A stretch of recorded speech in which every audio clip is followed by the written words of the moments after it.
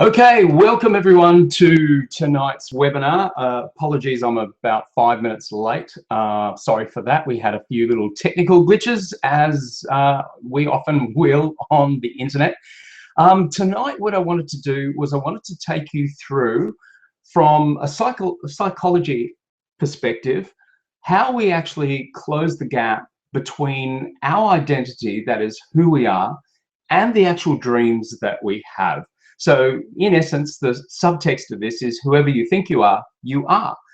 Now, much of this has come from over 20,000 hours of coaching and training. So what I'm wanting to give you is essentially the leading concepts as to why we don't achieve what we really want to achieve and why some people do. So without further ado, what we'll do is we'll start going through the details of this particular webinar. So if you're ambitious, but you're not reaching your goals or targets and you don't know why, this webinar is excellent for you. If you have a bigger vision and don't know how to meet it, you're not getting ahead in the money game, there could be a lot of answers here tonight. You don't know how to create your own luck. Of course, that's a belief system. You're a coach, a healer, a psychologist, or therapist, and you're always interested in how we tick and how we succeed in all areas. So something's just not right. Now, that's the final one. For some of you out there, for whatever reason, something just isn't right, and you can't really put your finger on it. So I hope to give you a lot of insights around that tonight. So my name is Rick Schnabel, and I'm an accredited trainer of life coaching, NLP, which stands for Neuro-Linguistic Programming, public speaking, and trainers training. And we've been doing that since 2004. So we're accredited through the Australian Board of Neuro-Linguistic Programming. And what I'm about to share with you, as I mentioned before, has come from over 20,000 life coaching and training hours. So this is very specific information. So we're going to talk about the 5 steps to achieve anything you set your heart to. So to understand this, I put this in a very logical 5 steps. So, and that little thing that you see flashing there is a heart, because we're going to be talking equally about 3 brains. So to close the gap between identity and dreams, there are 5 necessary steps, and I really believe that these are absolutes. If you miss one step, people just do not get to really where they want to get to. So the first is to actually form a supportive identity. So step 2 is untrain your gut brain of fear. Most of our fear is actually held in our gut, believe it or not. So we're going to be talking a bit about that as well. Step 3, choose a model and model everything. So what I'm talking about there is choose a model that you wish to follow, like a business model, an individual, or a system that is really, really working, and choose to follow that model. The 4th step is align your 3 brains. If people don't achieve really what they want, then it's because one of their brains is out of sync. Their heart brain is not working with their head brain, and so forth. I'll talk a bit more about that as we go deeper. The final step, step 5, if you're not progressing after doing steps 1 to 4, then it's a case of using NLP, and I'll talk a bit about that too. So here is step 1. Step 1 is form a supportive identity. So that's talking very much in the head. So for example, what inspired me to share this with you today was when I go back to my younger years, I was a rebel without a clue. You've heard of a rebel with a cause, or without a cause, I was a rebel without a clue. I was born into a poor migrant family. I thought I was stupid, so did stupid things. So I was a poor, stupid rebel, and that was my identity. And that caused me so much grief in my early years, particularly in my early adolescence. And so we're going to be talking why that is so. And if you want to realize your dreams, your identity is actually your key. So I mastered the 5 steps, and I changed my identity, and my world essentially opened up for me. So just as L'Oreal says, you're worth it, Advertisers know that if we are to buy anything, it has to mean something to us. So we always want to mean something to someone, so we too are actually a brand.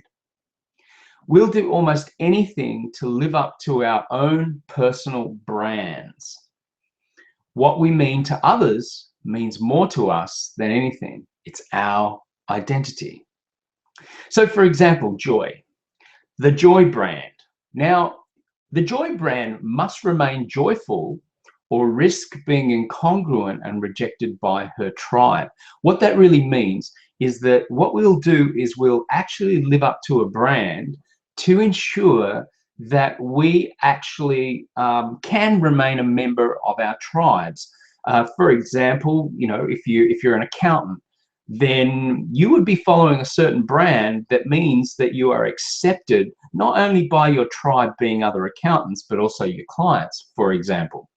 So in Joy's case, Joy will not be found in a hostile company takeover, for example, or at a biker rally, because it's incongruent to her brand. What she is. Of course, she's a cartoon character, but she's a great example, from the movie Inside Out, of course. Now, the one-man militia brand, and that's just a name that I've put on, Sylvester Stallone as he acts in the film Rambo. I've called him a one-man militia brand. So Rambo must remain powerful or be incongruent.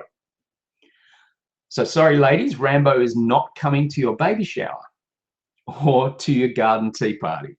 He just would not be seen there because it's incongruent to the brand. Now, these, of course, are animated characters and movie stars, which typically will take a role such as an archetype to play their role really well. So they're good examples of brands. So the question is, now something Oscar Wilde said, he said, be yourself because everyone else is already taken. So the question is, what's your brand? Who are you? How do you position yourself in your own mind? Because it actually predicates your behavior. It determines how you show up and why. So let me share mine. Okay, so it's easy if you choose a word or two to describe your brand. So for me, for example, my brand is solutions. So that's my brand. The large majority of people who I engage with typically come to me because they have problems. They have problems in their business, or they have problems personally, and they'll have problems and they know that I'm the guy that can find solutions.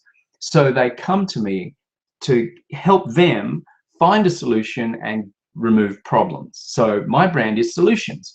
And I meet my brand by brain untraining. And what I realized many years ago is it's not so much about training a person to achieve what they want. I've realized that the path to success has got a lot more to do with untraining than it has training. For example, if you think about it, the large majority of people in the world, go to university essentially to get qualifications to get a career. That's the standard path or the norm.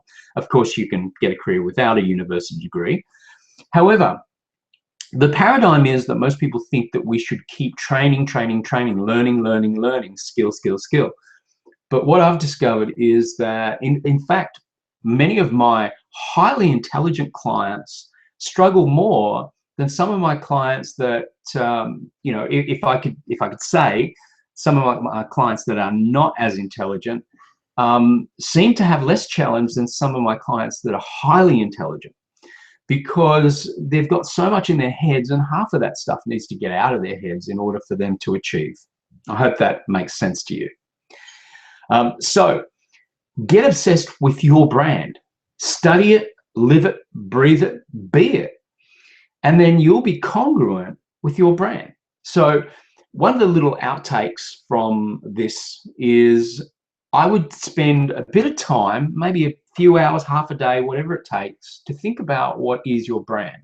What do you do? What do you love doing most? What is your brand? And that's going to make your life decisions much, much simpler, easier, and your path much clearer.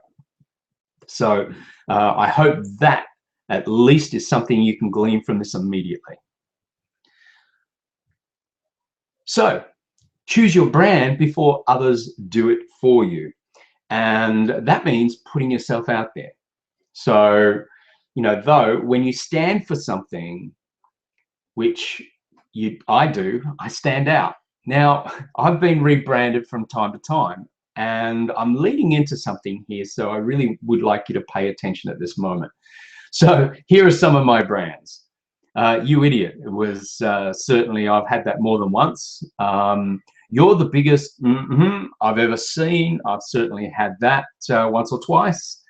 And I love this one. I thought this guy was so full of, you know what, until I watched the rest of the video. It's actually quite good. So the moment you stand out, people will typically, you know, have shots at you.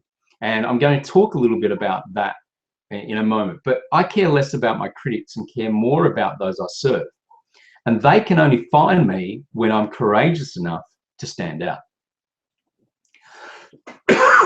So I want to talk a little bit about Stephen Covey here.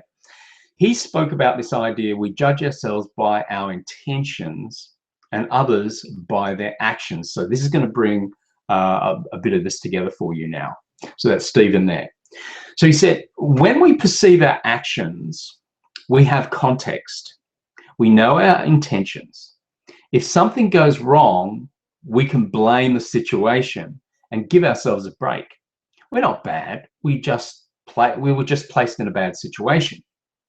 However, conversely, we often perceive other people and their behaviors on limited background and context because we don't know much about the other's intentions or their situation. We're likely to interpret their actions as an indicator of their actual personality. So this leads to fear of criticism. You know, what happens is we're sometimes scared to put ourselves out there because we're scared about being criticized. So when we talk about fears, we're actually only born with two. The two fears that we are born with is fear of falling, quite naturally, and sudden noises. They're the only two fears. But as an adult, we soon develop a fear of falling suddenly from grace. Here's a classic example. Now, our friend Mr. Armstrong here, now he had a brand and he was so hell-bent on his brand that he sacrificed everything to keep his brand. I love this by Willie Nelson. I think it is just terrible and disgusting how everyone has treated Lance Armstrong, especially after what he achieved, winning 7 Tour de France races while on drugs. When I was on drugs, I couldn't even find my bike. So that's Willie Nelson's brand. You know, Willie Nelson's been a, you know, self-declared, you know, marijuana smoker from a very young age. And so he will not move out of that brand and probably will smoke it till the day he dies. So equally here, coming back to Lance Armstrong certainly had a very, very strong brand about himself, but he held on to a lie that went on for years to protect that brand. So I'm really using him as an example to show you how powerful your own personal brand can actually be. So rather than risk falling, for most people, it's safer to play small. So the two most dangerous places in the hierarchy, for example, are essentially the top and the bottom. At the bottom of the hierarchy, you're the greatest liability. At the top of the hierarchy, you're at the greatest risk. For example, in between, I would call the next level above liability below average, and the level underneath the greatest risk, the challenger, hence the greatest risk. And equally, everyone below the greatest risk are critics. So the safest place to be is average. And so from that perspective, what happens is a large majority of people, what we aim to do is we aim to be average so that we're not seen, so that we're not criticized, and so there's no risk to us at all. So this is a big problem, of course, particularly in the stakes of success. When you want to be more successful than you are, you have to be real. You have to know that you are unconsciously or even subconsciously aiming to be average, or many people are. Perhaps not you. But the thing is that we have to learn how to get above that middle line, and that takes one of those 5 steps. So let me take this a bit further, because this isn't about playing small. It's about dreaming big and allowing yourself to dream big. So let's go into step 2. So step 2 is about untraining your gut brain of fear. So we do have a gut brain, and I'll talk again, I'll talk more about these other brains a little bit later, but we do have a gut brain, and our gut largely has motives in it. That is, our gut will motivate us, but equally, conversely, our gut can actually stop us through a great deal of fear. Now, I wrote a book about fear this year, and it came out on Amazon just recently, and it was called Raw Courage: From Fear to Fearless. I really felt I needed to write this book because I really felt this was the missing step in success. And this isn't about actual courage that you know it. It's another type of courage that I call raw courage.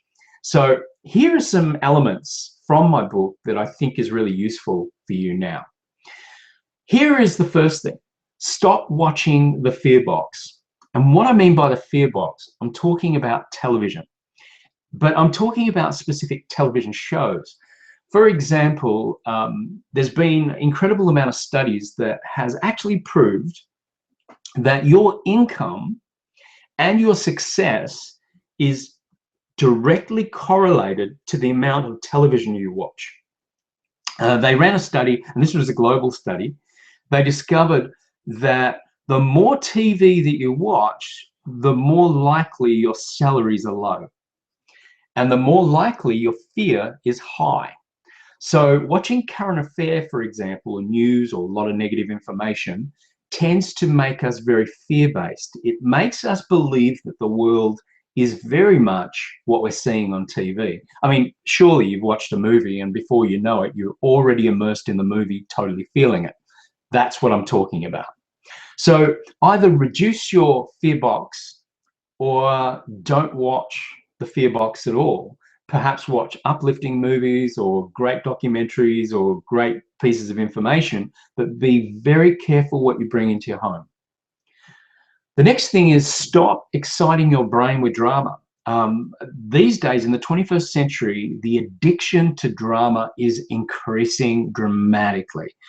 In many different spaces, you'll notice even on social media and areas like that, people tend to get all caught up in something which becomes a drama. It makes people's lives seem interesting.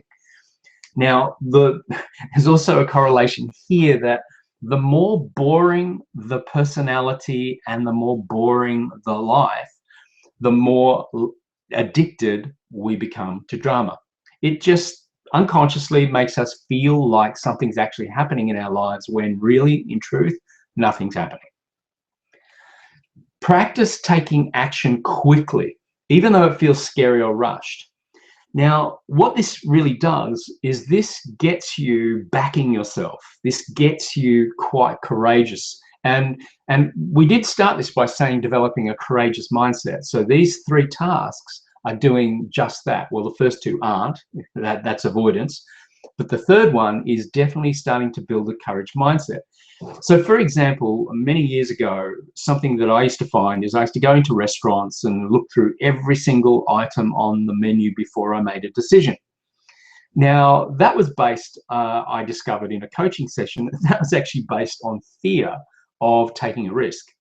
And I wanted to be able to take more risks in my business and in my life. So I created this pattern that every time I got into a restaurant, I made sure that within the first 15 seconds, I would choose what I was going to eat. And that sometimes meant not reading the entire menu. So you can do little things like that to keep practicing being courageous. Here's another one. If you feel scared about doing something, it means you must do it. So if there's something that you're really scared of, know that every time you're away from it, you're just building that fear.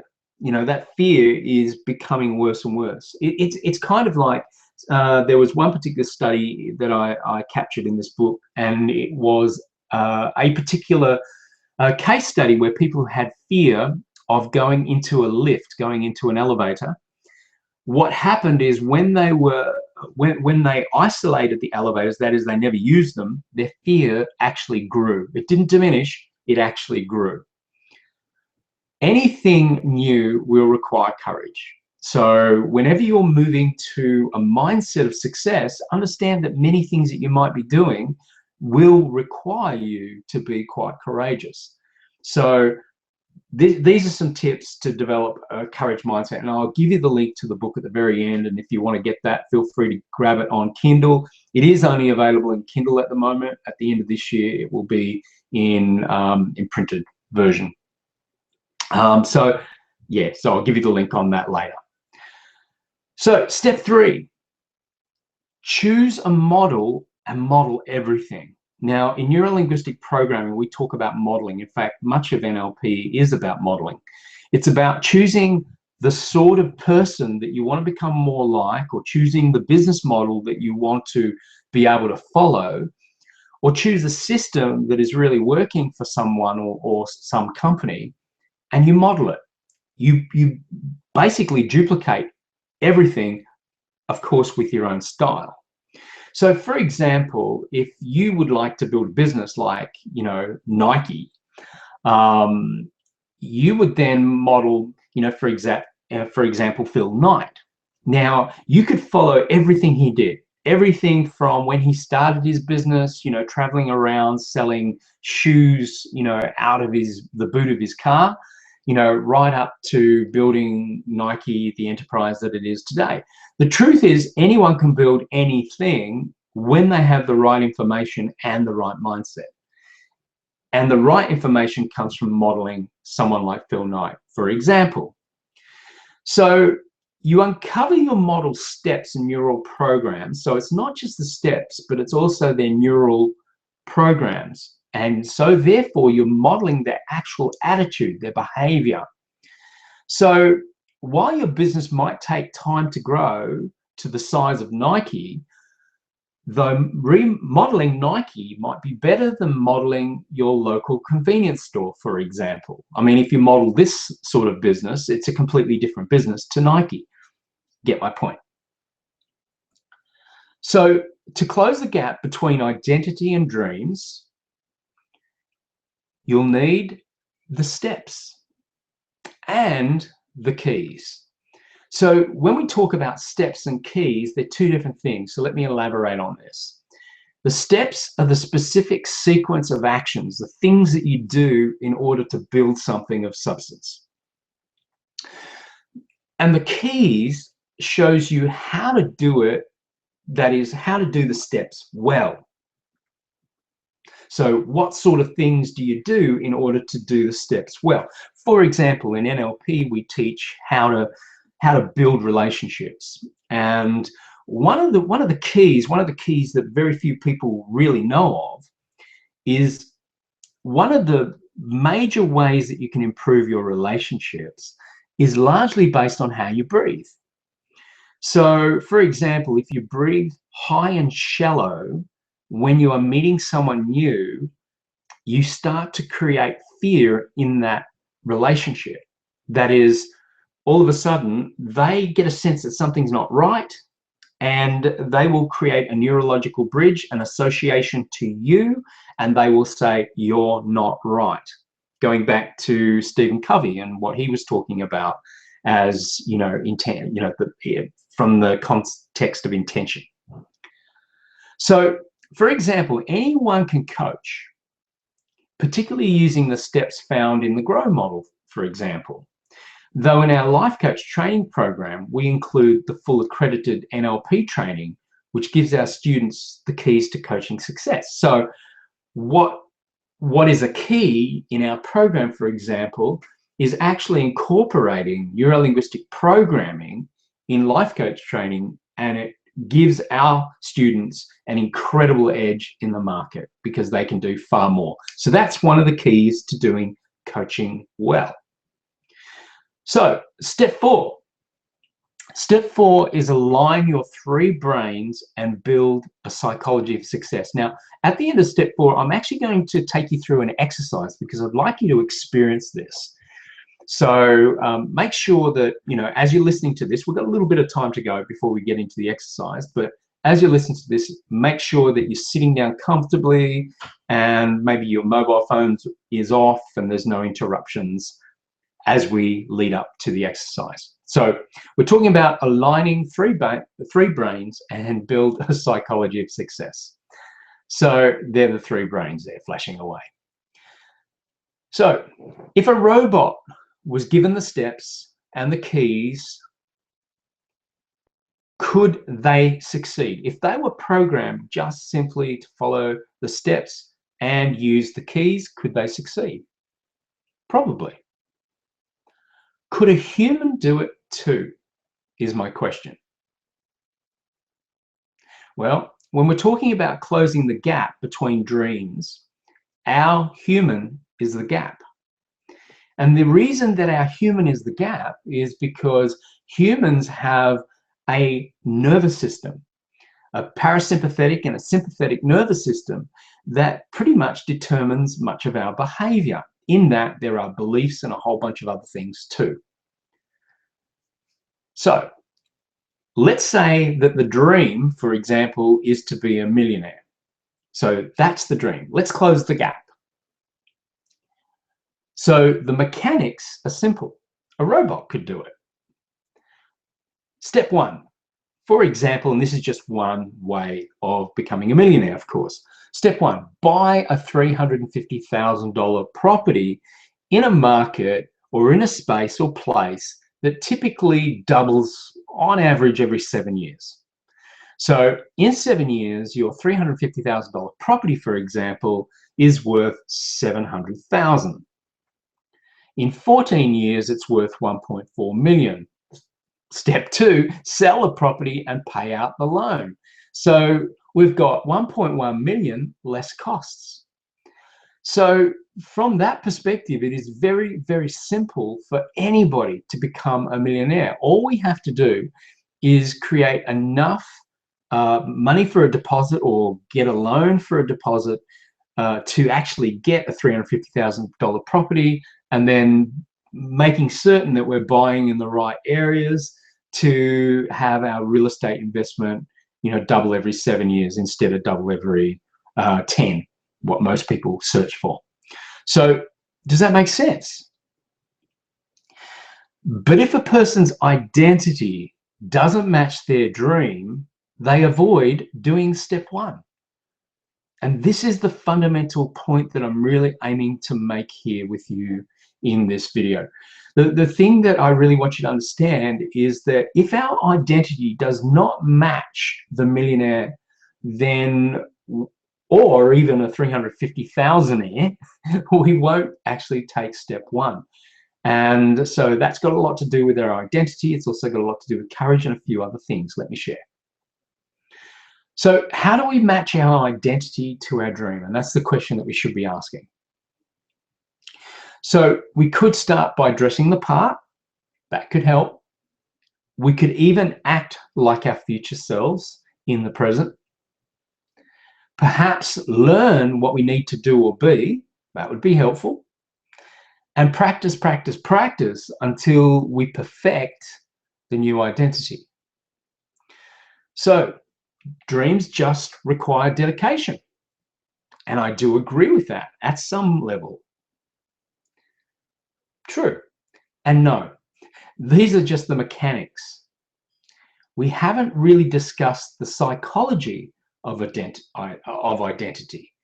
For example, the concept of fraud. Now, this, by the way, is one of the most common things that I have coached for over the years. I can't tell you how many thousands of people who have actually said, the reason that I'm not succeeding is at some level I feel like I'm a fraud. And now I'm talking about Now, of course, I can't mention names, but equally I'm talking about some people who I have coached who are in Fortune 500 companies at the highest levels, and they too have been there for many years and call themselves a fraud. You look at them and you think, oh my God, you're so not a fraud. I have also coached rock stars, I've coached movie stars, and you see these people and you think, wow, they are impeccable in how they perform, but many of them suffer with fraud syndrome. So that's the psychology of the identity. So to explain the psychology of achievement, I've changed the names and images of my clients and students in what I'm about to share with you. Now, as a coach, I sign an agreement with all my clients that I will not, unless they give me permission, to reveal any personal information. So what I'm about to share with you, there are made up images and made up names. However, I'm using real examples. So Julie's dream was really, really simple. How simple? All she wanted was to love her sister. Now, I know this might sound crazy, and you might not even put this in the realm of success, but this is what she wanted. She just wanted to love her sister, but she didn't know why she hated her so much until we did a coaching session. We discovered that there was one event when she was very young. She thinks she was somewhere around 4 years old, and she was given a new pair of shiny shoes. Now, on that particular day, they were walking to the hospital, and she said that she was looking down at her shiny shoes. She was so in awe of them. However, she was so disappointed that her father didn't take any notice of her shiny shoes. Why? Because they were walking to the hospital to meet her new sister who had just been born. So through her life, she developed this insane jealousy of her sister and this incredible hatred of her sister. And it all came from that one event. Now, this is what else happened. She also became insatiable about buying shoes. This particular client has got an entire wardrobe full of shoes. Now, the interesting thing is I had to bring this to her attention, but I said to her, you know, are you surprised at that? And when she worked it out, she realized, oh my God, here I am continually buying shoes just to get that very first piece of attention from my father that I never got. And once we got to the end of the session, a bit of time has now passed, of course, and she no longer has that problem with her sister. She no longer goes and buys incredible amounts of shoes. So that coaching session actually saved her a lot of money. So here is another example. Alex wanted to start a real business. And what I mean by that, not a farm. See, Alex was born and raised on a farm, but for some reason, he just could not start a business. The reason for that, we discovered, was because his father was so absolutely in awe of this farm. You know, there were so many generations that had run this farm, and that, you know, his father naturally expected that he was going to proudly continue to run the farm. But, you know, Alex just hated it. He just didn't want to be there. Now, the problem was he couldn't move forward at all in any area. He couldn't move forward on the farm. He couldn't move forward in the business. The farm was starting to lose money, and things were starting to turn sour. So what we did is we did a session to eradicate this program. He has since sold the farm. He now works in the city, and he's very, very happy in a business now. So sometimes we don't exactly know what's really stopping us from moving forward. Here's another example. Deborah wanted to become a keynote speaker and take her business to the next level. She was already doing reasonably well in her business. However, we discovered that the reason that she wasn't moving forward was because there was an accident. And this accident left her scarred. And so what happened, this actually had some intricacies in her relationship as well. And it was affecting her relationship with business and so many things. And then what we did is we did some work around that, and then that problem disappeared. She now travels around the world. She gets actually flown by Learjet from country to country. I think she gets paid about $15,000 for a keynote talk. And she also picked up a $600,000 contract after one of our trainings. So it's not the mechanics that stop us. Yet Harvard, many universities would focus in this direction and teach us the steps to create whatever we want. And yes, they're all good. We do need the steps and we do need the mechanics, but it's typically not the mechanics that stop us. It's our neurological programs that stop us from ever starting. But neurology is not just found in our head. And this is where the problem begins. We actually have three brains. So we have a head brain. Now we know that, of course. Science has also discovered that we have a heart brain. And we also have a gut brain. So these are our three brains, and each of these brains have been measured scientifically to hold neurons. So our gut brain has neurons, our heart brain has neurons, our head brain has 100 billion neurons. Those neurological connections can create all sorts of possibilities. People who can read quickly, people who can spell well, people who can just see opportunities really easily. These neurons are responsible for many of the great feats that we're able to achieve. Our heart has 40,000 neurons. Not as many, of course, as our head brain, but certainly has many neurons. Funny enough, our heart brain controls much of our thinking. Our gut brain equally has 100 million neurons. So each of these have different ways of influencing us. Let me show you a little bit about this. How do the three brains influence identity? So the head brain, it's strategic, it looks for complexity, in fact it can create complexity, and it's highly, highly curious. So the heart brain, if you've ever, by the way, if you've ever pulled apart a toaster or a CD player or some gadget or gidget, essentially your head brain is responsible for that. Your heart brain is responsible for your direction, which direction you tend to go in. However, these days, many people are using their heads to direct themselves and not so much their hearts. But your heart is also responsible for values, things that are important to you, your passion and connection. So it very much influences those areas of our lives, whereas our gut brain is for emotional motivation and courage, equally conversely fear.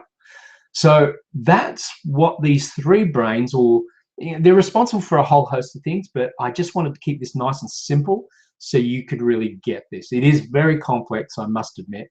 However, I've aimed to keep it very, very simple so you can really get it. So has this ever happened to you? Your head says, this time I'm doing it. Your heart says, yeah, but why? I was just talking to gut and he's not so sure about this idea of yours. And your gut says, I'm with heart. What if this dumb idea of yours means I don't get to eat? So I know I'm aiming to be a little funny here, but essentially this is why we often don't achieve, because one brain is influencing the other brain. And many of us do just this. We say, right, I'm going to get out there. I'm going to make this happen. And then the heart kind of goes, my heart's not in it. I'm not really wanting to do this. Or the gut is going, are you for real? I've got so much fear running through my body at the moment. There's no way on earth I'm moving forward. And that's got to do with the motion of the gut. So the heart and the head have another language. And let me translate these for you. Your head says, this time I'm going to do it. Your heart says, heart's not in it. And your gut says, I feel bad about this. And that's how we conflict. So step 4 is align your three brains and build the psychology of success. So time for an exercise, because I'd really like you to experience something from this rather than it all just being intellectual at this point. So to align your head, your heart, and your gut, I want you to do something for me in this moment. And by the way, this is adapted by M-Braining, which is courtesy of Marvin Oka and Grant Sisula. So let me take you through this. I want you to just close your eyes for a minute. By the way, this, once it's done, you'll get a replay of this, and equally this will get uploaded onto YouTube. I'll give you the links and you can go back and see these. But for now, if you wouldn't mind, perhaps close your eyes and allow yourself to experience this. So step one, think of something you want to do or achieve and breathe in 6-second cycles in and out. So that means breathe in for 6 seconds and breathe out for 6 seconds. So what this does is this balances your parasympathetic and your sympathetic nervous systems. And it balances them out to the degree that it starts to get you thinking in quite productive ways rather than in fearful ways. So just start breathing in 6-second cycles. So just in, out, 1, 2, 3, 4, 5, 6, in, 1, 2, 3, 4, 5, 6, and out, 1, 2, 3, 4, 5, 6. Now, it's a little bit awkward to do at first, but keep breathing in the cycle and let me take you through these steps. If you, by the way, if you want to keep your eyes open, of course, you're welcome to do that. Step two, now focusing on your heart. All you're doing is using your imagination here. Focus on your heart and recall the time you were positively, highly passionate, and connect strongly to these feelings. So think about something you want to do and then focus on your heart as you're breathing in 6-second cycles and recall the time that you are positively, highly passionate, and connect strongly to those feelings. Now, I'm probably going to go a bit quick through this for you. So imagine breathing into your heart and amplify these feelings by the power of 10. So now imagine breathing into your heart and amplify these feelings by the power of 10. Again, this is just using your imagination. So step 4, now send these passionate feelings to your head. Imagine them in your brain, your head brain, I mean, allowing your head to become curious about them. So allow yourself to feel or get a sense of being curious about them. And step 5, now send these passionate and curious feelings back down to your heart. So take the passionate and curious feelings back down to your heart. Again, breathing in 6-second cycles. Step 6, now send these passionate and curious feelings from your heart down to your gut, noticing that your gut instinctively considers taking a step, some sort of action, some sort of positive action. Now multiply that feeling to act by the power of 10.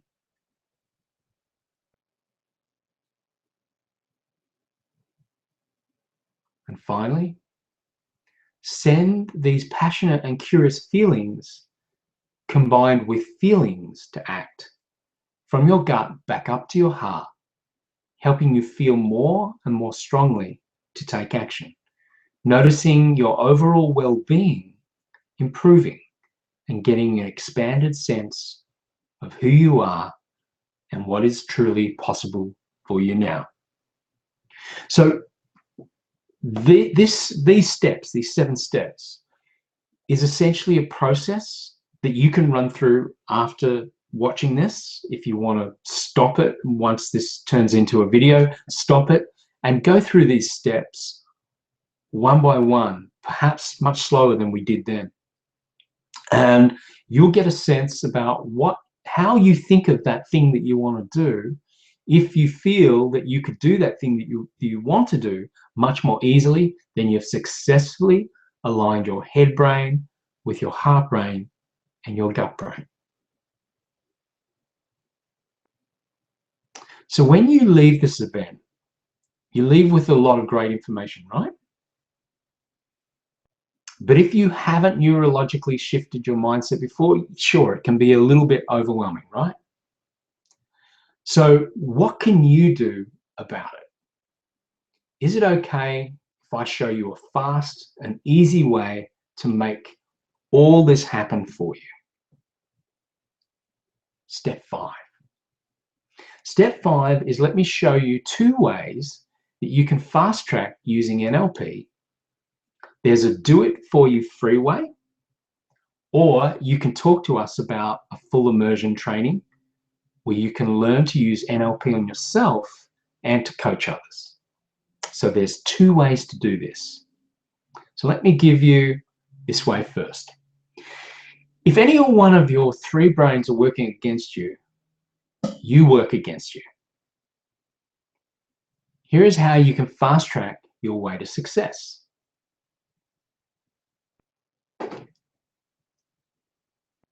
You can get free tickets using the link below, and again, I'll give you these links right at the very end, and I'll make sure that I email them to you as well. So you can come to this particular event because this particular event is essentially going to be 2 days of focusing on you personally, helping you to get clear about what you want to create in your world, in your business, in your life, in your relationships. Equally, it's about then finding out what are essentially the neurological blocks. What are some of the ideas or concepts or beliefs that you hold within yourself that really stop you from moving forward? And that's what this event is all about. It's more where we're utilizing things like NLP and head, heart, and gut brain type work, and lots of other work as well, in order to help you to move forward in life. And that's what this event is all about. So it starts at 10 o'clock in the morning, it goes through to 6:30 p.m. at night. So there's a lot of work that we cover, and it's all to help you to do what we were talking about here, but actually workshopping it. So the next one actually is in Victoria, Australia. So if you're anywhere in Victoria, Australia, it's 2 transformational days workshopping what I've just shared with you for a personal mindset shift. So here are some people who went to Breakthrough. So Breakthrough gave me a strategy for courage, and her name was Sam, or still is Sam. Before Breakthrough, I was so afraid to complete an ocean marathon. I walked out of the weekend feeling like I could walk on water. My beliefs had changed, and I knew that I could achieve anything. Gratification is beyond words. Now, I've spoken to Samantha since. She saw that moment as a very significant moment in her life. And she said it was incredible how that moment seemed to change so many other areas of her life as well. And this is what I'm telling you, what I was telling you earlier, that once you train your brain for courage, it's incredible what you are able to achieve.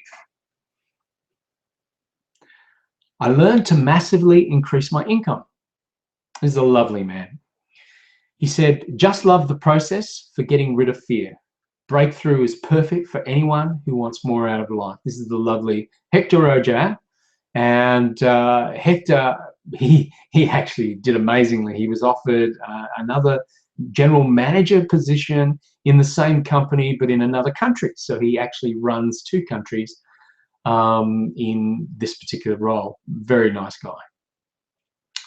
So the other way, if you feel like you're not interested in coming to a free event, or you don't want to take us up on that opportunity, but what you're really looking for is a full immersion where you totally transform every area of your life, then I will give you a particular link. This actually goes to the Life Beyond Limits contact page, and there's a whole host of ways that you can contact us there. You can send us emails, fill out contact forms, or actually phone us. And then someone will speak with you. Hopefully I will, and talk with you about where do you want to be, what do you want to create, and then find out what is the best thing for you. And of course, there's absolutely no obligation to any of that. It's your choice always, what you want to create for yourself. So, you know, from this, what we essentially do, if you're interested in a full immersion training, we can actually even show you how to turn transformation into a full-time business or even a part-time business, you know, completely up to you. So that's our number. You can also call us on there on that particular number. So can you do this another way? Yes, you can. There are other ways that you can do this. Sure, you could find your way on your own through trial and error, and I think waste your time wading through information on your computer. My experience is that unless you learn NLP, most will fall into the same patterns that have been driving them for all of their lives. There's another way. You could also do one of those 4-day NLP training courses where you never really get the full program, but you do get some. You could also enroll in a full program and pay around $16,000 to $20,000. And that's certainly another way to go about things. The fact is, there is no comparison to what I've shared with you today. So here are the links. If you want to take us up on the opportunity, come along to Breakthrough and use what we've learnt tonight, but actually workshop it to make it a very personal experience to help shift you, then use that particular link and that will take you immediately to the Breakthrough page. You just simply register there. Of course, it's all free. You come along to that weekend. Now, the question that we're always asked is, nothing's ever free. Well, it is, in fact. You don't pay a cent to come to Breakthrough at all. The reason that we do it, and we can do it for free, is because we often get a lot of people who come to Breakthrough who have heard about us through friends and acquaintances, or have read about us, or have read one of my books, and have wanted to come there because they want to register for one of our training programs. So that allows a whole host of people to come to Breakthrough for free. You can thank them for your free ticket. So there's another way. The other way to do this is Untrain Your Brain of Fear. Now that's the link to my book, Raw Courage, From Fear to Fearless. And that's on Amazon at the moment, so you can definitely get that. The actual printed version will be coming out, I understand, around January 2017. But I think it's largely going to be focused in America. You can also contact us to find out what is right for you, and you know, that's the link. Again, once this is posted up on the YouTube, I'll make sure that all those links are there. I'll equally, if you're on this webinar, I will email you with these links. And so thank you so much for sharing this time with me and then going through all the information that I've been able to put up there for you. What I really want you to get a sense of is that if you really truly want to create success and it hasn't worked for you in the past, step one, don't beat yourself up about it. It's only the fact that you don't have tools to turn your thinking around to create the level of thinking that will get you that success. Now, it's not to say that you will never get that success. However, learning NLP makes it a hell of a lot easier. I certainly learned that the hard way at first. Then I learned NLP, and I find that these days I can create really whatever I want for myself. And I enjoy helping others do exactly that. So thank you so much for sharing this time with me today, and I'm really happy that you were able to share it with me, and I hope that you enjoy this should you be watching this on the replay. Thank you kindly. Bye for now.